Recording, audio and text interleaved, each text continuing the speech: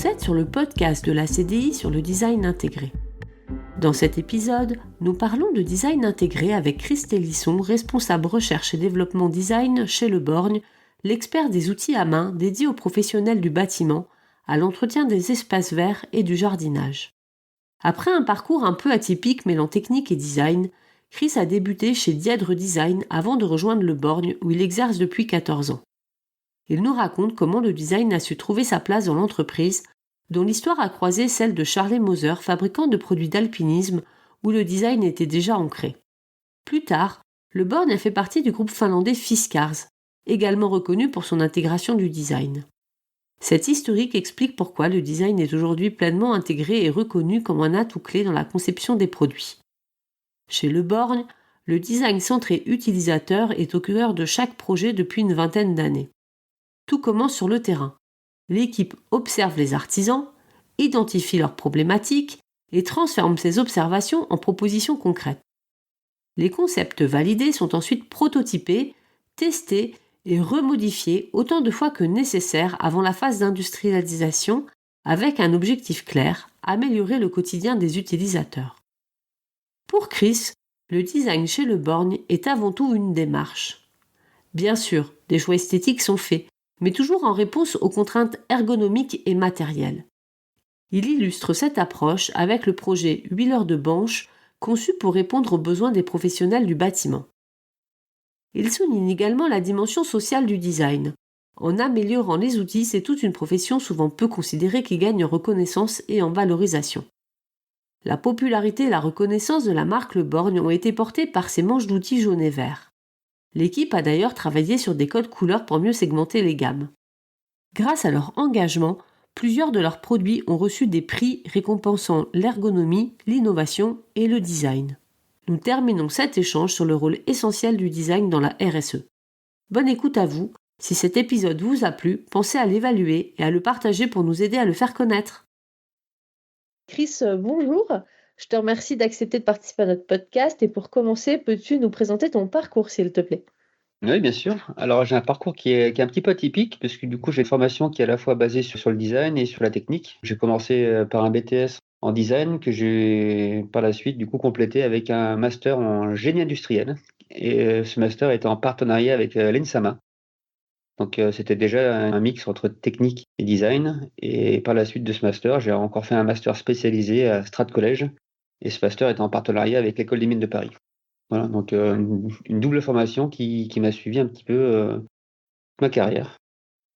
La suite de ce master, du coup, j'ai intégré l'agence de design Dièdre Design en région parisienne et j'y suis resté pendant 7 belles années.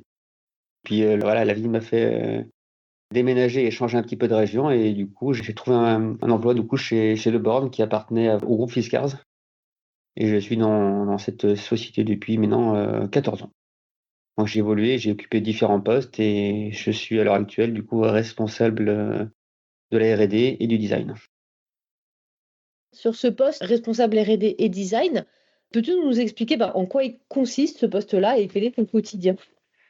Alors, ces postes-là, du coup, j'ai gestion de la R&D avec l'idée de devoir trouver des nouveaux projets, trouver de l'innovation sur des secteurs d'activité qui sont pas forcément évidents. Parce que notre secteur d'activité est essentiellement sur l'outillage à main pour les maçons, charpentiers, les paysagistes, la coupe du bois, la maison ossature bois, l'hydrocurage aussi, les réseaux d'eau. Donc, des métiers qui sont assez complexes et assez intéressants du coup. Donc la créativité et l'innovation dans ces domaines sont assez intéressants, quoi.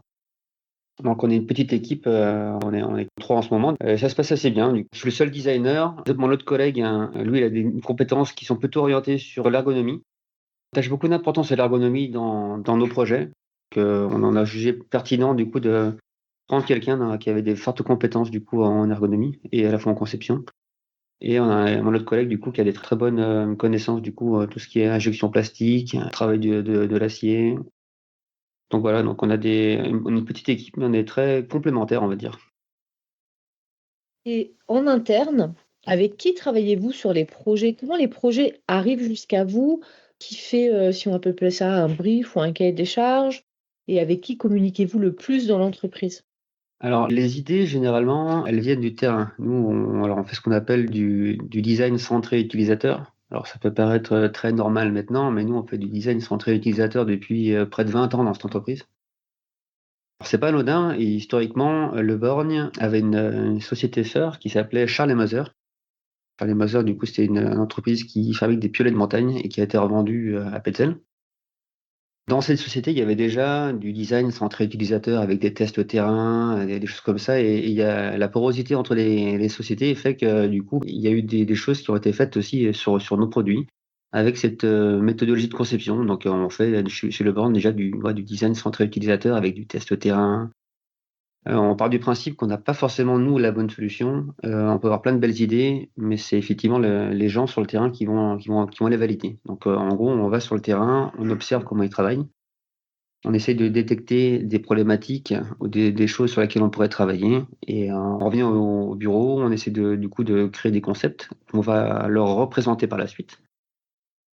Et si le concept leur semble intéressant, bah, du coup, on va essayer de retravailler, nous, en interne, sur des prototypes qu'on va essayer de faire évoluer au fil d'itérations qui seront faites par nos produits et leurs remarques. Du coup, jusqu'à ce qu'on arrive à un outil qui soit quasiment abouti, dans lequel donc les testeurs nous disent: «Eh ben, voilà, c'est un outil qui correspond à mon besoin, qui me permet de mieux faire mon travail», et c'est uniquement à partir de ce moment-là que nous, on va lancer la phase, industrielle du projet. Donc voilà, on a des belles idées, mais encore une fois, c'est ceux qui sont sur le terrain qui permettent de nous les valider. Tu nous disais du coup que cette entreprise, donc elle est quand même assez ancienne et que ce sont des produits destinés surtout à des professionnels dans différents métiers. Mmh. Et est-ce que ça a été facile pour toi de trouver ta place en tant que designer ou est-ce que c'est parce que justement tu as pris ce rôle responsable du bureau d'études et designer que tu as réussi à faire valoir la place du design? Alors comme je te l'expliquais tout à l'heure, l'entreprise qui est effectivement assez ancienne, mais qui avait déjà, un designer avant moi déjà. Donc je pense que ça a beaucoup aidé. Et une vision effectivement qui était très proche d'une entreprise de manufacture de sport, on va dire, comme je disais avec Charles Moser. Donc il y avait déjà cette vision de l'importance, à la fois de l'innovation et du design. Donc ça n'a pas été compliqué de faire perdurer ce travail-là. Tout à l'heure, tu nous disais que vous êtes actuellement 3 au bureau d'études dans l'entreprise et donc comment vous répartissez le travail? Parce que tu me disais donc moi je suis au design, il y a quelqu'un qui a plus une casquette ergonomie et quelqu'un qui a plus une casquette, de connaissances, techniques sur l'injection plastique. Du coup, ça veut dire que quand il y a un projet, vous travaillez tous les 3 sur le même projet? Parce que dans les interviews qu'on a pu avoir avec des designers intégrés, on voit que parfois dans les équipes, bah, chacun est plutôt dédié à un projet.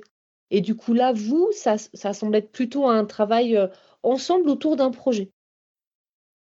Oui, c'est un peu ça. Alors il y a quand même un responsable par projet, mais pour autant, on va quand même, du coup avoir, enfin un travail en commun sur ces projets-là parce que du coup, je vais apporter, moi la partie, design, Léo va apporter du coup son regard d'ergonome et on va travailler du coup aussi avec d'autres services qui vont aussi apporter leur regard parce que même si nous, historiquement, on est une entreprise qui font des pièces forgées, nous, au bureau d'études, on se cantonne pas forcément qu'aux pièces forgées. C'est-à-dire que si un outil il a besoin d'être fait en aluminium, en plastique ou en tôle ou en quelque matière que ce soit, on va chercher la solution pour le fabriquer, dans cette solution, quoi et pas, forcément en tant que produit forgé.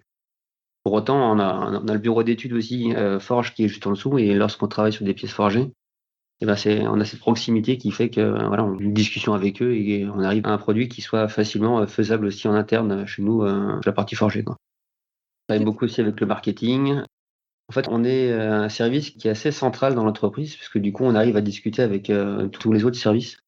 Parce que comme on travaille aussi sur la partie industrialisation, ben, comme je le disais, on va travailler avec le BE-Forge, on va travailler aussi avec, les chaînes d'assemblage, on va travailler du coup avec, nos sous-traitants aussi, en injection plastique par exemple, on va travailler avec les achats du coup pour discuter des prix, on va travailler avec, le marketing du coup pour relancer les produits. Donc on est vraiment, un peu un service un peu central dans l'entreprise quoi, en tout cas un service qui discute avec tous les autres services quoi. Et est-ce que tu peux nous parler d'un projet qui te tient à cœur, sur lequel tu as travaillé, chez Le Borgne depuis que tu y es? Et pourquoi il te tient à cœur d'ailleurs? Oui, oui, effectivement, j'en vois un particulier. Alors c'est marrant parce que du coup, j'aurais très bien pu parler d'un projet où la partie design était très, présente, sur des pièces plastiques avec des grainages ou des choses comme ça.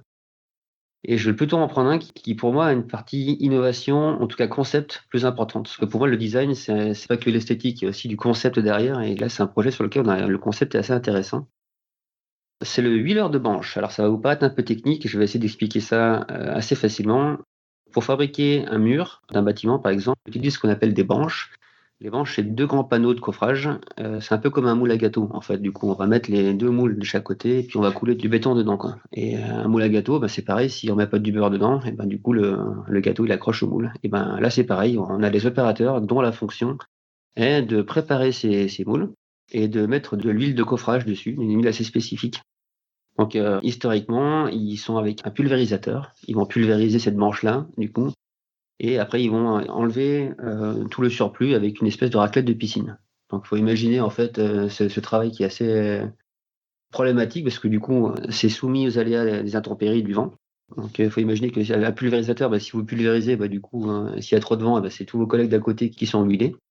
Et le surplus, effectivement, raclé au sol, pouvait correspondre à quasiment plus d'un tiers de l'huile utilisée, quoi. Donc, en fait, on a vu cette opération, on s'est dit, oh, il y a sûrement quelque chose à faire pour à la fois, un, protéger l'environnement, deux, protéger les opérateurs, trois, faire en sorte que l'entreprise arrête de dépenser de l'huile qui sera au final jetée. Donc, on a fait un espèce de concept qui ne pulvérise pas, mais du coup, qui intègre la diffusion de l'huile directement dans une tête avec une sorte de chiffon.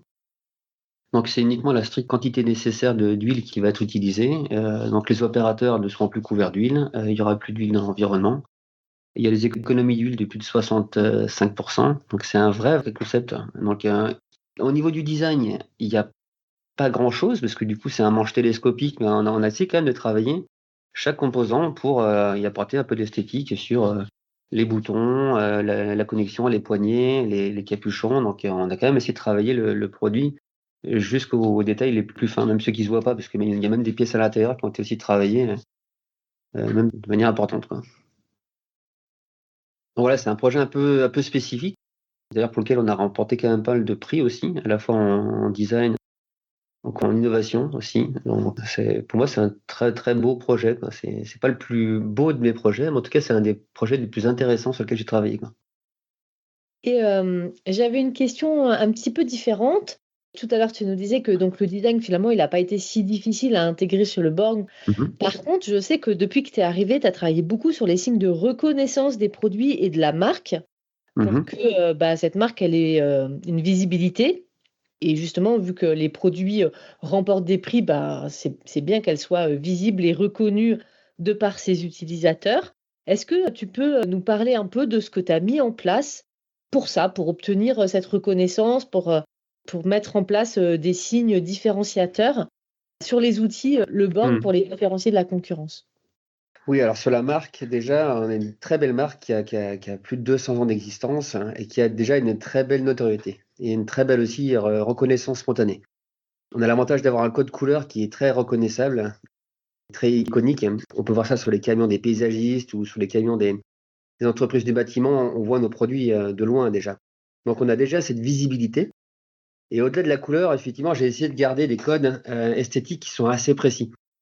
Dans un premier temps, j'ai travaillé sur les codes de la marque, avec des lignes très tendues sur les parties travaillantes, hein. Donc l'objectif, c'est de refléter un peu le dynamisme et la fonction. Et des courbes un peu plus douces sur les parties de préhension. Ces courbes douces, et ben, ça symbolise effectivement la douceur et le confort d'utilisation. Donc ça, c'est des codes génériques de la marque, on va dire. Et après, on va avoir des sous-codes par niveau de gamme. Nous, aujourd'hui, on a 3 niveaux de gamme, une gamme standard, une gamme intermédiaire et une gamme premium, sur lequel on va retrouver effectivement des codes esthétiques assez précis. C'est compliqué un peu à expliquer à l'oral, mais pour chaque gamme, on a des spécifications, et puis on va même aller jusqu'à sur une gamme premium en bâtiment, où là, on a même changé la couleur, et l'idée, c'était de créer même une rupture visuelle sur cette gamme où on agit sur la pénibilité dans le bâtiment, quoi. Donc encore une fois, voilà, l'objectif qui est global, c'est d'avoir une très bonne reconnaissance spontanée de nos produits par nos utilisateurs, quoi.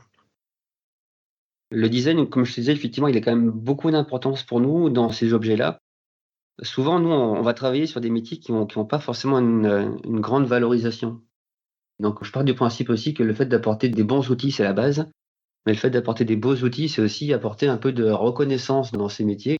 pas très souvent mises en valeur, quoi. Et ce qui est hyper intéressant aussi, c'est quand on va sur le terrain, et ben les gens nous parlent facilement de leur métier parce que du coup, comme ils sont pas forcément bien considérés, le fait qu'on accorde de l'importance à ce qu'ils font et comment ils le font, et ben les gens sont très ouverts. Du coup, ils racontent assez facilement ce qu'ils font, comment ils le font, et surtout ce qu'ils aimeraient voir évoluer dans leur métier, quoi. Donc on a cette force-là, du coup, d'être la marque quasiment la plus connue chez les maçons, en tout cas la marque de référence chez les maçons et même chez les paysagistes. Donc on a cette notoriété de la marque, quoi, et qu'on fait perdurer du coup avec des beaux outils et surtout des bons outils, quoi.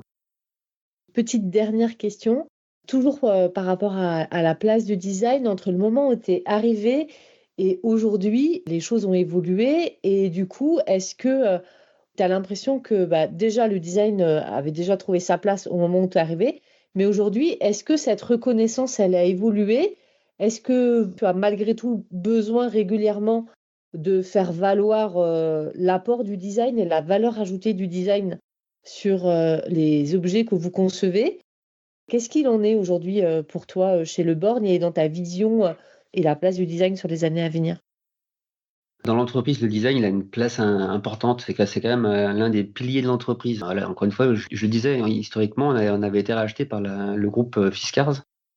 Et on sait l'importance du design pour ce groupe aussi. Donc ça a permis du coup de mettre le design au centre un peu de l'entreprise. Et donc du coup, même si on a été vendu il y a quelques années, du coup, et qu'on a été racheté par un autre groupe français, du coup, ça a quand même perduré. On a créé cette dynamique. Et je pense qu'elle n'est pas prête de s'arrêter au sein du groupe. Effectivement, tout le monde a compris l'importance du design. On n'a pas, ouais, essayé de le justifier en tout cas, quoi. Et tu penses que dans l'entreprise, par rapport à l'organisation, il n'y a pas quelque chose chez vous, par exemple, votre proximité avec le dirigeant, qui peut faire valoir en fait la place du design? Pour toi, c'est plus le fait d'avoir appartenu à un groupe d'outdoor dans un premier temps, puis au groupe Fiskars qui avait déjà une culture forte du design, qui a fait que le design a trouvé sa place malgré les différents changements qui ont pu avoir lieu. C'est plus lié à ça que à l'organisation interne de l'entreprise ou la mise en place d'outils. Oui, les choses sont faites dans le temps. C'est vraiment ça, quand même. Ma directrice actuelle, du coup, est convaincue de l'intérêt du design. Il n'y a même pas de question là-dessus, quoi. Est-ce que tu peux nous parler de la place du design par rapport à la RSE? Tout à l'heure, tu nous parlais à travers de l'applicateur d'huile, bah, de Mhm. la prise en compte environnementale, puisque là, c'était directement lié au produit et à son usage, éviter qu'il y ait un trop plein d'huile qui se répandent dans l'environnement. Mais est-ce Mhm. que vous avez mis en place des démarches, enfin vous avez forcément mis en place des démarches RSE dans l'entreprise, qu'elles soient sociales ou environnementales, et est-ce que tu joues un rôle dans cet environnement-là ou peu finalement, est-ce que c'est d'autres personnes qui ont cette responsabilité? Alors, la RSE pour nous a une grande importance dans l'entreprise et c'est pareil, ça depuis des années en fait. On s'aperçoit qu'on était en avance sur pas mal de choses ou sur pas mal de réglementations. On s'aperçoit maintenant que le bois PEFC, du coup, c'est un prérequis maintenant dans pas mal de réseaux de distribution. Nous, on utilise des bois PEFC depuis, je sais pas, une quinzaine d'années, quoi. C'est-à-dire que c'est déjà du coup une exigence pour nous, quoi. On essaye de faire en sorte de ne pas avoir de suremballage ou de choses comme ça. On essaye de faire en sorte d'avoir que nos produits ils soient fabriqués le plus possible en France. On essaie d'attacher beaucoup d'importance à ça, quoi. Qu'est-ce qu'on a d'autre aussi? On a commencé à travailler depuis quelques années sur des ACV simplifiés qui nous permettent de connaître un petit peu notre score carbone de nos produits. Du coup, alors c'était pas une demande il y a quelques années, mais non, ça commence un tout petit peu à le devenir. Il y a des choses qui se mettent en place, mais on s'aperçoit qu'assez rapidement, on est en avance sur les demandes, les futures demandes de nos clients. Donc ça, pour nous, c'est hyper bénéfique. Ça peut être très chronophage, mais vu qu'on est un peu en avance, du coup, on a des réponses et c'est assez facilement à leurs questions. Donc oui, la RSE a de l'importance pour nous. L'éco-conception, on travaille dessus aussi. Ça fait partie de l'ADN aussi de nos produits. Et effectivement, on va dire que la R&D et le design sont moteurs là-dedans, quoi. Très bien, merci. Bah, je te remercie beaucoup pour notre échange, pour le podcast sur le design intégré en entreprise. Bah, j'espère avoir été relativement dans le clair, en tout cas le plus possible.